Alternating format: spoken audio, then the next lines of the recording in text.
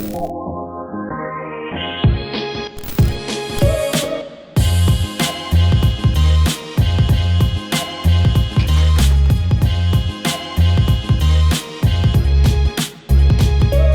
an ice cube, held it on it, and then a fresh Stanley blade. Oh, I finished off the last bit of my banjo myself. So what was the one that sounded like croissant? Don't mention croissant. What was that one? Don't mention croissant. Oh, we're getting onto croissant. Oh, snap cartilage. Well, this didn't involve his mother. You made that sound way worse. Welcome back to Trade Legends. Do you want to start? It's quite good. No, you do. So here we are again, Trade Legends episode, whatever it is, and yeah, good to see you, Back Pete. in the hot seat. Good to see you with your I was fresh. on time tonight. Your fresh fade. Thank you. You weren't really on time, but you know we'll say you're on time. I was earlier than I've been in the past. For your super fans. But we've got two new great guests on tonight, and we've got Eriok, Yes. also known as The Valley Viking. the Valley Viking. By others, it's not my. Have you own name. coined that yourself? No. It's been gifted to me.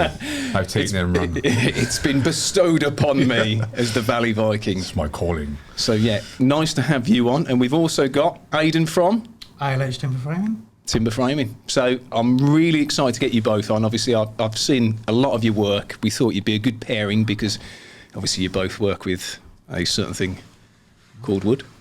And yeah, who do you want to start with then tonight, Pete? Who should we start with? Who's come the furthest? You come first. Well, I haven't done today because I was only down in Where are you based? Battle near East Sussex. Okay. Pete, do you know where that is? You sound like you're from Wales. I am. Well, give it away. Yeah, so to win a Power Toolmate voucher for this episode, as we have a lovely Welsh Viking on, and Pete's knowledge of Welsh geography is atrocious, we are going to do a test. How many places in Wales can Pete name in 20 seconds? 20 seconds, okay. Answers in the comments. Yeah. Whoever gets it right obviously wins the voucher. It won't be many. Just in case people don't understand that. I'd go less than 5. Right, we might as well start with you. Now we're in the Welsh, with the Welsh vibe. So as we always do when we get people on the show, Take us back to the start. Where did it all start for you? he's on fire tonight. Otherwise, he'll say, "Tell us where did you go to college? What's your name? What kind of Where things did did you you do come when you from?" were growing up? Just give us your story from the start." I'll go from the start. I mean, so obviously, apprenticeship, 3 years, 16 to 19, straight out from apprenticeship into subcontracting. It was the turn of the recession, so headed over to Australia for a couple of months and came back, and then self-employed ever since, up until a year and a half ago. Did you go to Australia to learn more of your trade, or literally just to work? Because there wasn't a lot of work back home in the carpentry. I kind of seen the opportunity to. I'll be honest with you, I'm glad I went, not just for work, but like to learn about myself as well. Like I was 20 years old. I turned 21 in Australia, which was like one of the best things ever, because 21 is a big number. So very good. But you know, I rocked up in Perth Airport 1:30 in the morning, not knowing where I was going, and yeah, I'm here to tell the tale. So I must have done something right, but it was quite daunting. Came back, done the subcontracting for 10 years, and then Aidan was invented, I suppose, last year in lockdown because of the demand for the carpentry work, mainly in the private sector. what's a carpentry apprenticeship like? Is it day release college similar to what I did for plumbing? Yeah, so the first year for myself was, if I remember, it was 3 days in college, 2 days on site. Yeah. And the other 2 years then was the 4 days on site, 1 day college. It's quite mad. Level 2, you're qualified, but you're not qualified. Done the advanced carpentry, level 3, and obviously went out, started learning. I mean, what's the difference then for anybody that's thinking about getting into carpentry with the level 2 and the level 3? What changes in that? So this is obviously level 3 was like more of the roofing side of it, like cut roofing and things. We've done a bit of managerial skills as well. But it's quite a grey area at college at the moment because the curriculum is so dated. So if anyone asks me, is it worth going to college? I say no, on the basis of a lot of the things you learn in college, you'll never take them out to site. Funny enough, last week I cut a dovetail joint and I haven't done for 17 years. Just goes to show like it's dated, and I think when you're on site, you need to be learning what you're going to be doing every day. Yeah. And can you still get qualified then? Yes, you can get qualified. A lot of people I work with, they've done the on-site assessment, they come in as a chippy's mate, get a bit of experience, and then they learn from the people on site then, which is the best experience you're going to get. Because I think a lot of people, if you said that to them, they go, oh, well, how do I get qualified? Because I'd be thinking if I was an apprentice or wanting to become an apprentice, like... It's a grey area. It's good. It's a good experience. It's good to learn the older aspects of carpentry, whether you use them or not, but there's so many different fields in carpentry you can go to. You can go to bench joinery, you can go like timber framing, second fix. I kind of... Carpenter in my eyes is everything to the full lot. I mean, is there any instances where you would say it's beneficial for somebody to go to college? Say if they're going down the route of trying to get an apprenticeship and they just can't physically get one. Would you still recommend? I'd say to try and get down the apprenticeship route, because if you go into the college, a lot of people will poach the colleges for apprentices. Luckily, I knew someone who had their own carpentry business, so I was very fortunate to get into that.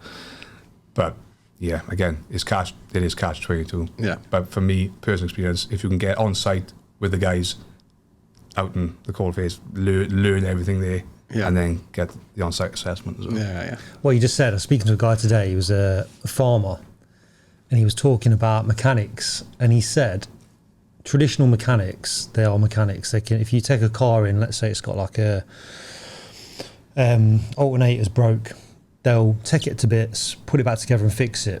Whereas modern day mechanic might just take it out and put a new one in. And he was saying that modern day mechanics are more like, he calls them fitters, because they just fit new stuff.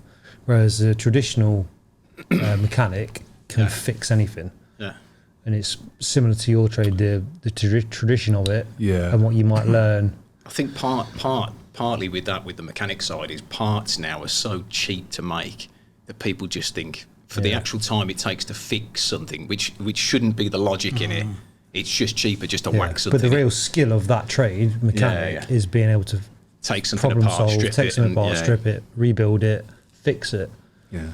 Again, with the college, like I said, Aidan, you do like a lot of bespoke, like pergolas and things like that as well. Like the old school carpentry, the joints, and that's the way you're going to learn that. But then there's a lot more work, like site based at the moment, from what I've seen, and it is like with what you do yourself.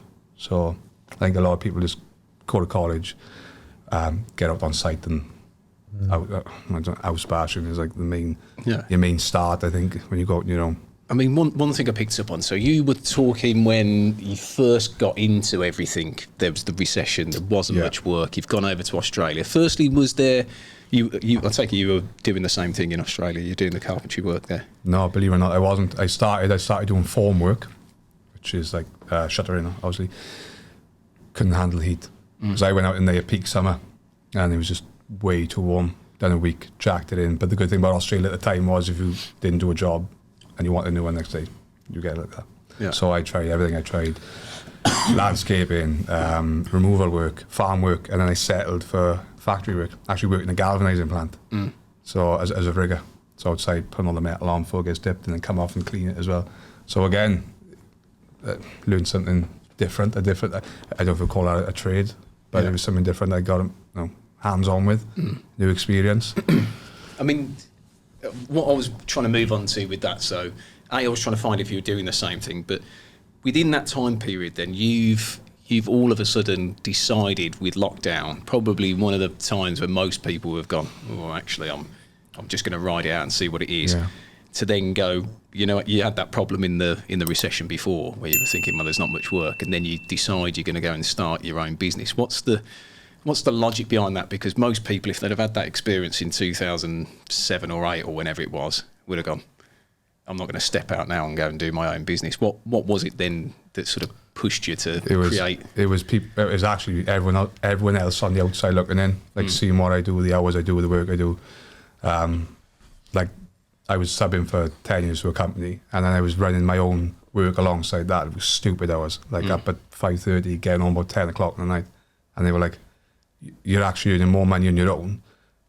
Just do it. Just go for it. If you don't do it now, you're never going to do it. And like I said, this COVID is just mental. Like the work I've never known anything like it. So I just took the opportunity and ran with it. When you were employed and doing your own work, So subcontracting, yeah, and then I started Airioc as on the side, but because of the work I was doing, I had to try and start putting money through, like private work, put it through, because I wanted to do it legitimately. yeah, Because a friend of mine said, he got his own electrical company, and he said, look, if you're going to start, just open up a company, start putting things through the business. If you go to tender for bigger jobs in the future, you're established kind of to give a bit more of a push. just touching on that, what was your motivation for that? Because most people, one job's enough. Were you saving up for something? Is that just your ethic? You just That like was working? my ethic. Yeah. Just work, because I know if you put in the hours, put in the graft, and just to get my name out there, meet new So people. you had a vision of, were you aiming to go on your own eventually, and that was what you were building up to? Kind of, yeah. I always thought if I'd stay in just being a subcontractor doing carpentry, I'd always go into management. Like my other family, we're all carpenters. All the men in the family are carpenters. They've all gone into like contracts managers. Sounds familiar. contracts managers, Yeah. site managers. So I thought I'd just follow suit and go down that road. But my dad always said he had the opportunity to start his own carpentry company, and he kind of pushed it aside. And he said, if I had, he'd say, I wish I'd started my company. He kind of processed that and thought, well, it's there, the opportunity's there. Yeah. I'm lucky I got a good family behind me to support me as well. So never want to fall back on anything. But I've always got a contingency. Tradespeople that you said people were saying you work too much. Yeah. What's like 3 reasons? It's either they want money, so they work as much as they can to earn as much money as they can. They've got a goal of progressing their business or going self-employed, so they have to work the normal job and then they do jobs on the side after. Or like a lot of tradesmen, they can't say no to people. So if someone rings up and says, "Can you do this job?" Yeah. you struggle to say no. So that's I'm a yes probably man. the 3 reasons why people work too much. But I used to do it when I've stopped it. I stopped it pretty much when lockdown hit. Stopped working as hard as I used to. Yeah. But I never did it for the money. I did it because I couldn't say no to people, basically. Yeah. But I think in the back of your head, whenever you're running any business, I think in the back of your head, you think if you turn somebody down once, you're never going to get that business again. It's So a sale as well, though, isn't it? That's the thing. If someone said, "I want to buy that product from you," don't go, "A bit busy at the moment." yeah. Nah, you're right. Yeah. You want I do sometimes now. I do sometimes now. Depends how much I like it. It's a butterfly effect. Now you Yeah. one thing. And especially if you just start, or you're attempting to start out, you feel like you have to do everything, which again isn't probably the best route to go down. it's scary in the back of your mind. You're like, you're on your own now. If you don't get the work in, like it's happened the last couple of weeks, I've tendered for jobs and they haven't come through. So good job I've overbooked. Yeah. Because it's keep me ticking over. If I have like, Dawson, Mrs. Jones, and then next week a kitchen for so and so Joe Blogs, and then one falls through, it's like, I got no work for this week now. Yeah. And you can't chase any tail. So yeah, as it comes to me, I just book it in. Kind of silly to do as well sometimes because I'm overworked as well. I think it's better to be overworked than sitting in a situation, because from me looking in now on sort of trades and what's happening with the economy, the recession that I think's personally going to come, is I always think having people booked in, even if they do drop out, at least you've got people will think, I've got it booked in now, I don't mind waiting. Whereas if you say, I'll come back to you in a couple of months, people have the opportunity then change their mind. Yeah. So What I've got from all the guests we've interviewed over the last couple of years, though, is that if you sort of believe in yourself, and if someone does come to you and you are too busy, you just be honest with them and say, "Look, I'm really busy. I do want to do your job, but I can't do it until here." And a lot of the time, what I've heard from people is they will wait for you. But it's getting into that mindset, because like you've just said, and like you've just said, most self-employed tradespeople think, if I say no to this job, they'll go with someone else. And then what if I've not got any work on next week after? That's probably why you used to do it. Say yes to everything, because in the back of your mind you're thinking, these people have supported me and I don't want to let them down, because if I do let them down, then they go somewhere else. Yeah. But sometimes you can't be everywhere and do everything. Yeah, So it's a lesson that you got to learn pretty early on, because like you say, you'll burn out if you're doing too much. So but what's happened now is just kind of like I want to take the business like next level. Like what's the next step then for you? So the next step is what's actually happening now. I got a job booked in August. So again, I actually was meant to go to the kitchen at the property, recommended, and they wanted full building works done as well. Extension, new floors, steels, the lot. So I said, yeah, I'll do it for you. So I got in people that I've worked with alongside over the years, builder, electrician, plumber. And my worry was if I said no to doing the kitchen, like, well, sorry, I'll do the kitchen, but I won't do the rest of the work. It'll be, oh, we'll get someone else in to do the work. Or they do the carpentry as well. So I'm losing out on work. So I thought, right, let's just do it. Jump in the deep end. I kind of oversee the job. My dad's a site manager anyway, so I've always got that person to come in and have a, if I needed assistance or help with anything, sub it out to people I know are reputable and really good at their job and I trust.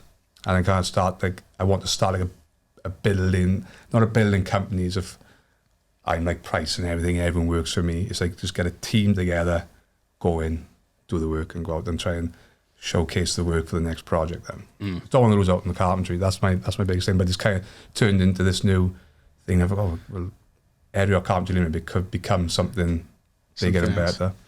So August, the job starts. It's a 5-figure budget. It's quite a big budget. And yeah, I'm quite confident we're going to, I know we'll put it off. Yeah.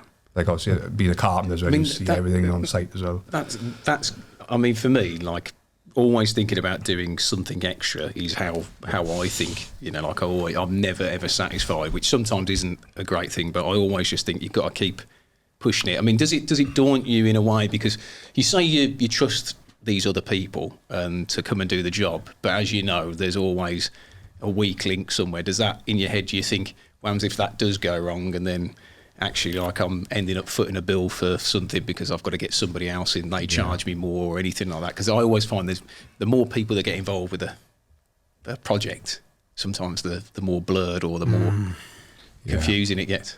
Yeah, I know where you're coming from. I suppose it's got to go on instinct and try, like, people that I wouldn't get anyone in to do this work, because people like, I've worked with them a lot. On the flip side, if it does work, then you've got like a group of people that you know, you can always say, look, this is coming up. Can you book? Can you? Well, we've done it. We've done it. We just done a recent bedroom renovation. Only a small job, but then like I took the guy I was doing the job for. His father's quite ill, so he said, look, can you just sort the job off me? The money's there. You organise it all.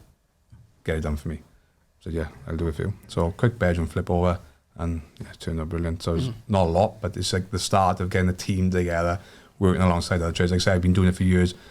Obviously, when I worked on site, I was supervisor for a carpentry company. So I had boys under me. So I know how to deal with other tradespeople. And obviously, being a carpenter, you're from start to finish, and you see all the other trades. You kind of pick up not what they do distinctively, but how a job runs. Because any like, you get the site managers these days, they're like, I won't knock on the table, but they're like that. You know what I mean? So you get some site managers, and most sites run themselves as long as you've got good people working on them. So yeah, we'll see how it goes. I'm quite confident. 2 years from now, Ariok contract. Yeah, contract. And can people prestige worldwide. People that are watching this now, can they follow this job? Will that be on your social? Yeah, it's because of how big a project it is. I've already set it up. Like, I'm gonna get some like new filming equipment. I'm gonna really like full on showcase it. The couple I'm doing the job for, they're like, yeah, chucking Instagram. It's brilliant. We love it. That's how they found me as well, through Instagram. And yeah, showcase the whole job. And if I can, I know it's going to work out, but if we can showcase this job as a whole with this team, people are going to come to us then and go, this guy does the full lot. You can look at the work they're producing. So that's the next step. And if it can go that way, then brilliant. I'll try and push myself as well and try and have a challenge. Yeah. So I'll keep it short and I'll keep it sweet. As you can see, got one of these lovely Bisley Workwear t-shirts on here. They're our good friends, our main headline sponsor, and just to show some appreciation for the real good quality workwear that these guys do, they've given us a 15% off discount code. So if you click here, it'll take you straight through. So if you're interested in some decent workwear gear, Bisley's got you covered. Just before we move on, I don't think we ask people this enough. What's your favourite part of your job, and what's your least favourite part of podcast with me and you? As in the carpentry aspect? The carpentry aspect, yeah. My least favourite would probably be, believe it or not, second fix, because of the amount of kit you need. Yeah. Favourite is roofing. Absolutely love roofing. I would do that every day if I could. Unless cut it roofing and rains. stuff. But I don't get a lot of it. On the private sector, there's not a lot of it. So, yeah. What is it about the roofing? Is it because you're outdoors? It's always that thing of like, look at this door I've done. Yeah, look at this roof. I know it's just like grand. So it's a job satisfaction. Like the way I just done in Swansea on the copper works, like that building itself is really historic. It's back to like the 17th century, I think, where they started rolling out the copper, and they've just renovated the building, and it was all hand cut, like massive roof in right by the Liberty Stadium in Swansea. Yeah, so that was a big deal for me because of the heritage it's got and how it was done as well. It's one of them jobs when you got kids and you go, I worked on that. That's like everywhere. Go on, done that roof, done that door, done that kitchen. Worked on that. So the work you do, that's going to be a big thing for you, isn't it? The job satisfaction, standing back and looking at what you've... Yeah, I mean, with because we primarily now just fit oak frames. So yeah, like some of our jobs will be a 3-bay garage. It's only 4 days work for us. So to stand back in those 4 days and go, that's done. Yeah. He goes, don't worry. He says, I won't tap on the tag. Everyone does it. It kicked me as well, though. Right, take us back to where it all started for you then. Oh, well, I left school and I ended up working in a restaurant, washing pans. Yeah. Then, which job my dad got me, told me I had to go and do this job. Then 3 years later, still working there at the NVQ level 2 and 3 in catering.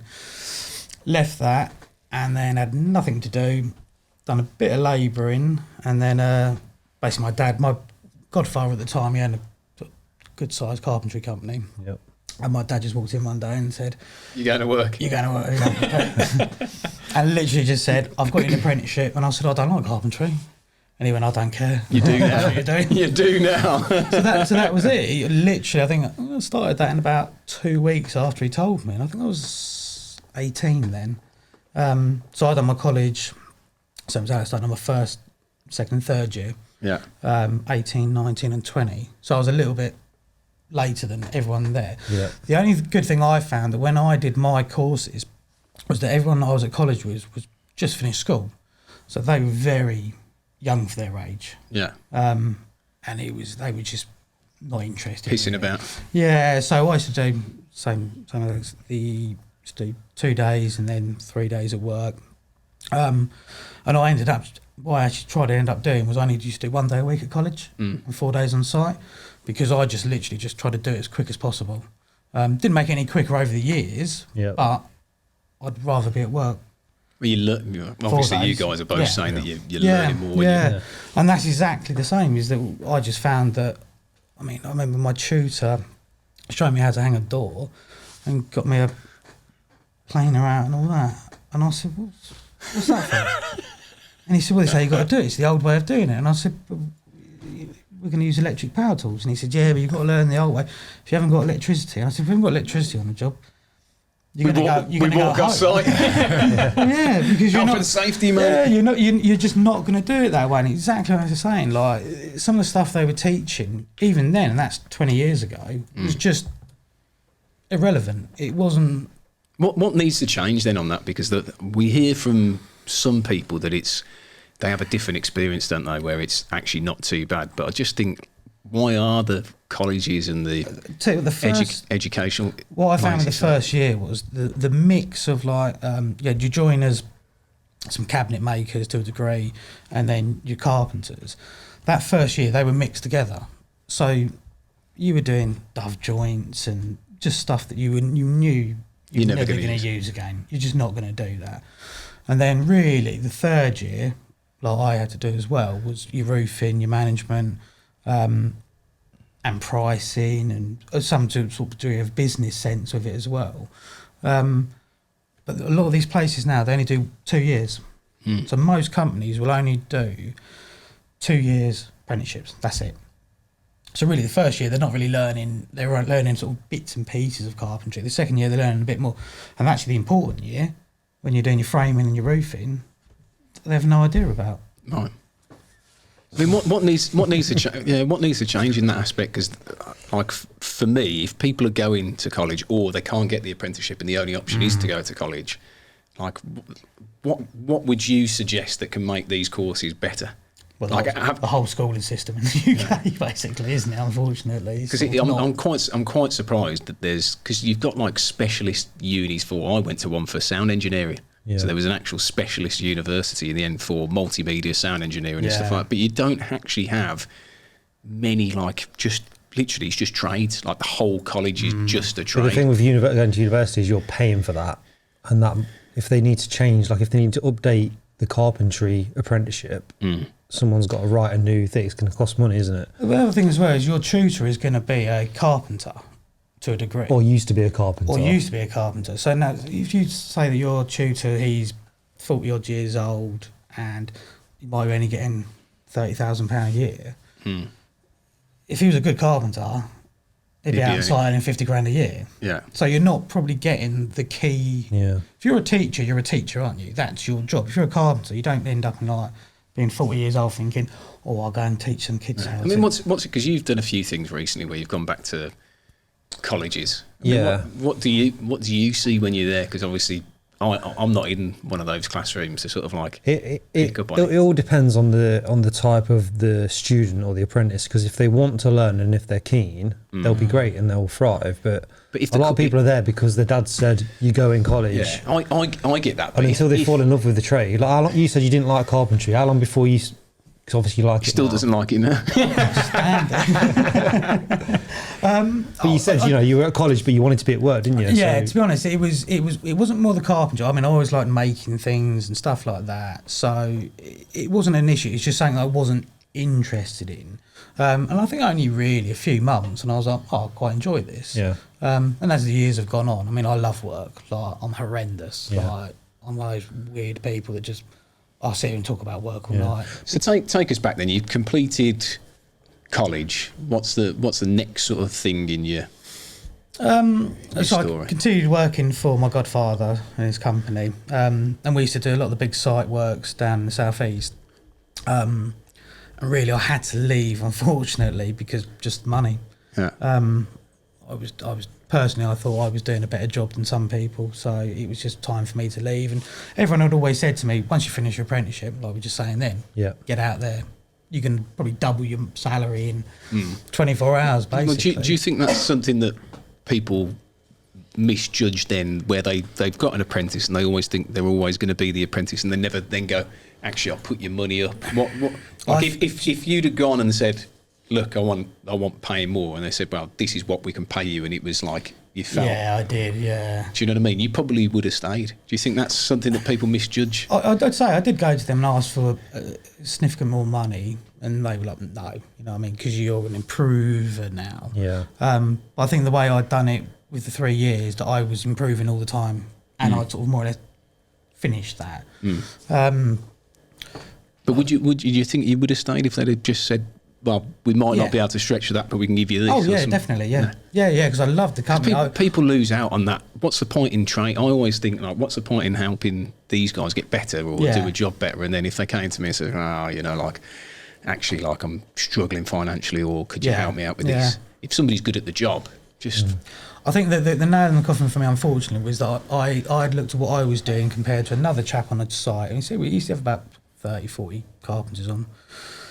And he was, I can't remember what sort of wages he was on, but I mean, he turned up all brand new tools.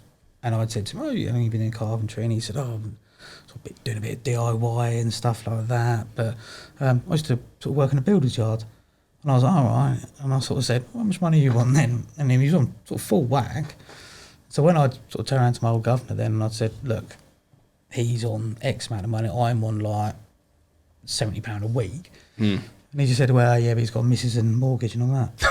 I said, what's that got? It's gone back someone up there. It's got nothing to do with me. That has nothing to do, no relevance. And I say it was a shame, because I worked with some really nice old boys. It was all old boys, and they were all good. Do you know what I mean? From first fix, kitchens, roofing. Yeah. We never done truss roofs. You know what I mean? Everything we did was cut and pitch, everything. So I ended up a really good skill set coming from there. And then to leave there to go out on sites of other companies was just, it was an eye-opener. Yeah. Really big eye-opener to how How shit it is. How shit most people are. Yeah. I mean, on site, I mean, say we always worked on site, but then we were going to bigger sites. I mean, some blokes just have not got a clue what they're doing. No. It is. How do they even get on these sites though? Just you can, and just you. Then I mean, there was no CSCS then or anything, and you'd literally get a start the next day. Yeah. It's no real difference nowadays. No real difference. But I don't go out on sites nowadays, so I don't mind it. Does it tip you over the edge? I'll be honest, like if someone was wanting me on site at 7:30 in the morning, stopping at 10 o'clock, stopping at 1 o'clock and finishing at 5, I'd have no interest. Yeah. Like, I mean, we start when we want to start. We don't have a tea break. We don't have a lunch break. And we're normally finished by 3:30 in the afternoon. But then we travel all over the UK, so Yeah. my days are very different to most people's. Yeah. So we can leave at like 3:30 in the So morning, how? 5. So you've left there. You obviously went and did site work. What then?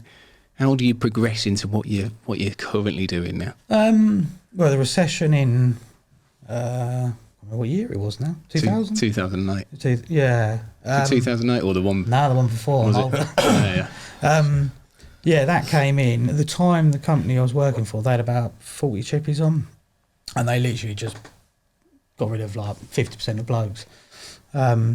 So I went, and I think literally within about 1 week, I had 2 jobs that I could go and do. One was for a good chippy company down the road from me. I decided not to go with them, and I went with a local builder doing some work, and then I straight on with him. So in the middle of the very start of the recession, and that was it.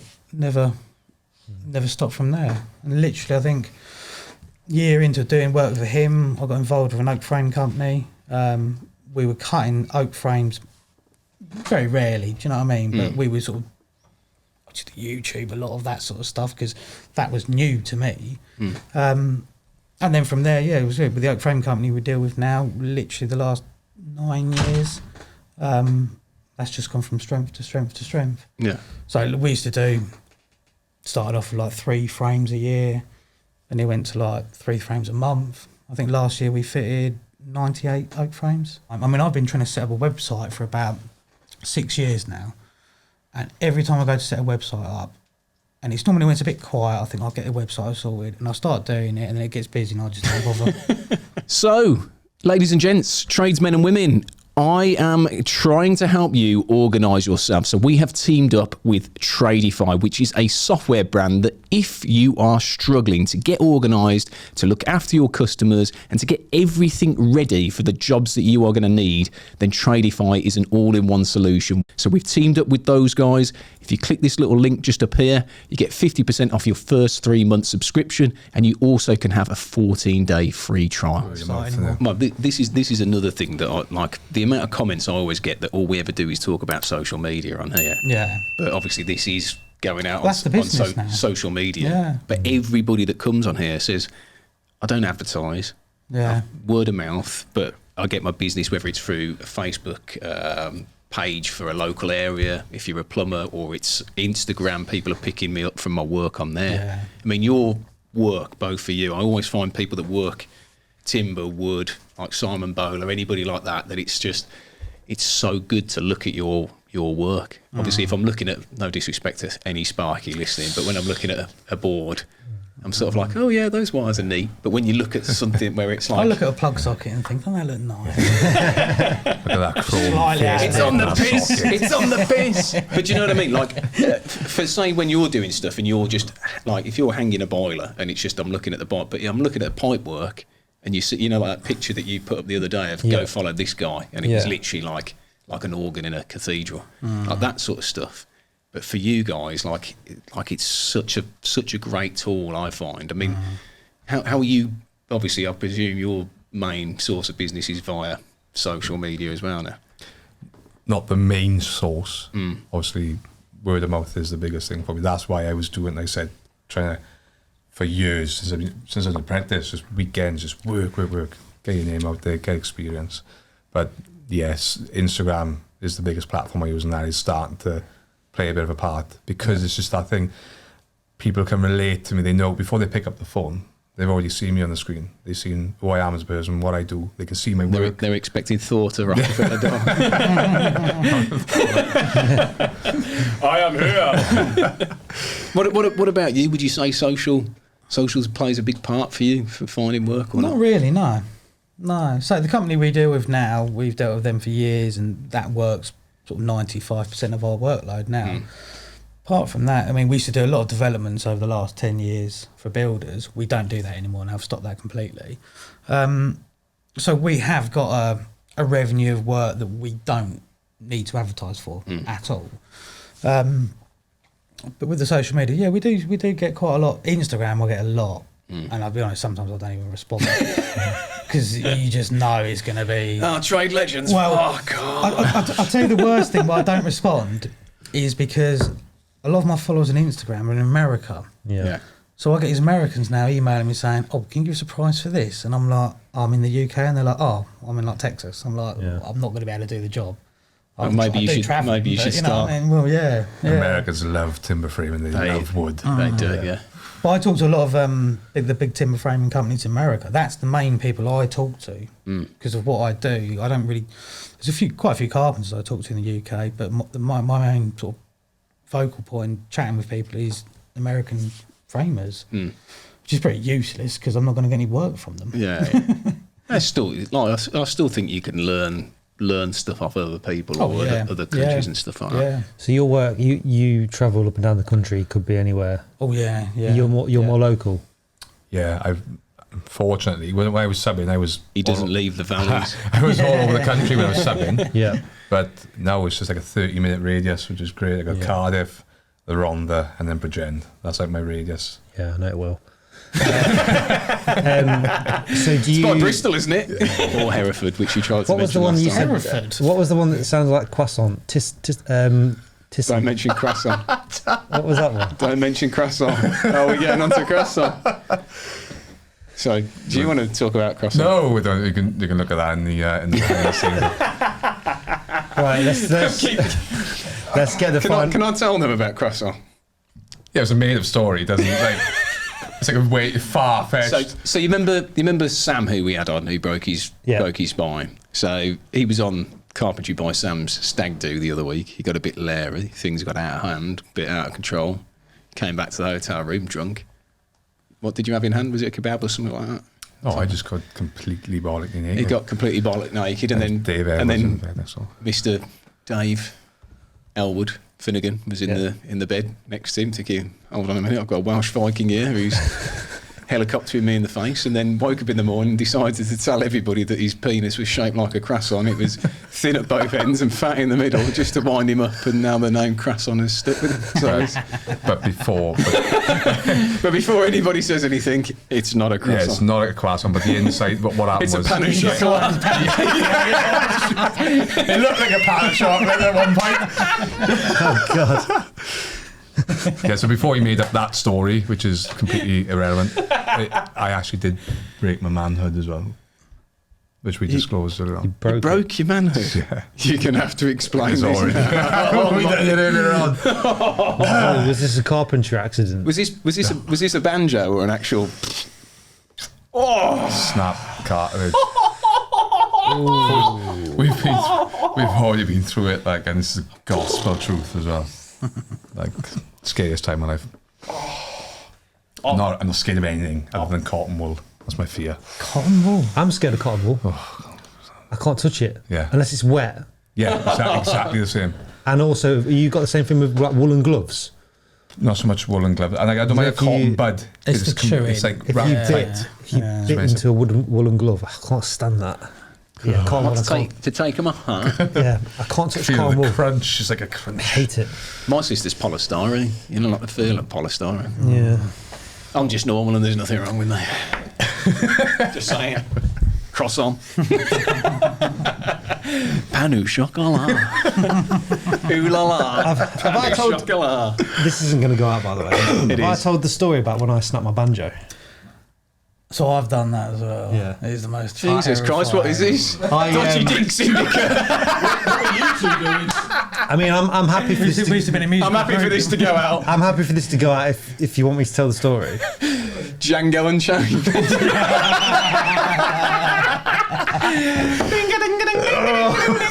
So It was the same night though. That's the worst thing. He's only thought of this because he's thinking of George Michael in the show. Do you want to hear the story or not? So when I was I reckon I was about 19, So we're going to say 9? Whoa, jeez. I snapped my banjo during sex, but not all the way through. So pulled out and there was blood everywhere. Now She's on a period. Oh no. that's initially what I thought, and I thought that's fine. And then I looked at it, it's like fucking hell, it's coming from me. So panicked, stopped the bleeding, went to the doctors the next day, and just said you've got to like stop having sex for a while until it's healed. Yeah. So I left it like 2 or 3 weeks, thought it was okay. The very next time I had sex, it went again, blood everywhere. So I thought, right, I'd look at it, it's hanging on by a thread. So I got these, you know them, the Durex condoms with the... I thought you were going to say I got some Gorilla Glue and just... Bit of default. do you want to let me tell the story? Got some Pritt stick out. You could get, at the time, you could get Durex condoms with some kind of delaying cream in, so I got those, rubbed it all over my banjo to numb it, got an ice cube, held it on it, and then boiled it in boiling water, Stanley blade. And I finished off the last bit of my banjo myself. Can I ask a question? Did you celebrate the bar mitzvah? No, it was literally, it's just the last bit that was holding it on, because I knew it was going to snap again. I couldn't wait. So yeah, numbed it, sliced it through, and it's been fine ever since. Half of it missing. Yeah. I feel like I'm in embarrassing bodies. Literally. That's worse than my story. My story was half up to yours, and then it stopped. It happened, and that was it. No, but the blood is scary, isn't it? Yeah, that's worse. Performed surgery on myself. Little known fact. Now you know about PB. That's what they call him, PB. Pete's banjo. Pete's banjo. Everyone's going to call you. Don't can you know. That's it, that was stuck. Oh god. Oh, I'm sweating so much. Well, we'll go to the final thought then. Let's get it wrapped up. Pun intended. So, as you know, myself and Pete, we always want to try and give back to the people that watch and listen to the show. So we've done you an absolute solid. We've got loads of discounts from top name brands all across the internet. So if you want to save some money on tools, software, tool bags, accessories, then go and check out our discount page, which is just located here. Hopefully there's a saving on there for you, and that's a little bit of a thank you from myself and Pete for supporting the channel. I was sweating, honestly, when I was doing it. It was fucking... I'll be honest with you, anything to do with your manhood as a guy, you just go... Yeah. Right, boys, we'll do the final thought then. So if you want to pass on some wisdom that you've learned over the years, if you want to plug your channel, if you want to...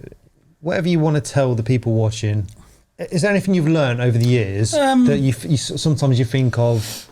Like, if you were a teacher and you were having to pass on that knowledge, what advice or thing?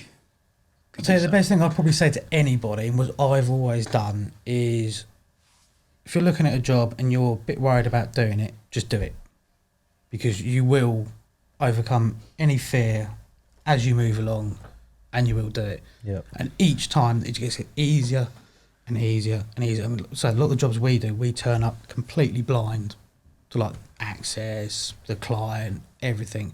To start with, I was like, oh God, what are they going to be like? And over the years, as it's one of those things, as you get older as well, you just don't worry about it. And I just say to people, don't worry, just do your job good, and you'll always get work. Adapt and overcome. For myself, I think the best advice I can give anyone, if you're starting your own business or changing companies, just don't burn your bridges.